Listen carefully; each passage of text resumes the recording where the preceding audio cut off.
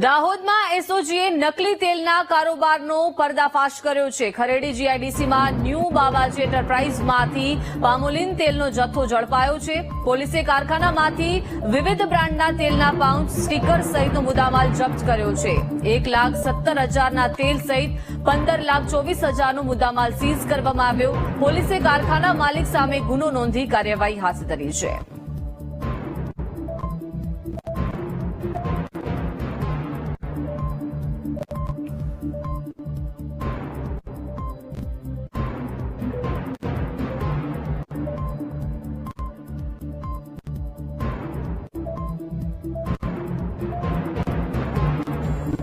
તો પોલીસે કારખાનામાંથી વિવિધ બ્રાન્ડના તેલ, પાઉચ અને સ્ટીકર સહિતનો મુદ્દામાલ જપ્ત કર્યો છે।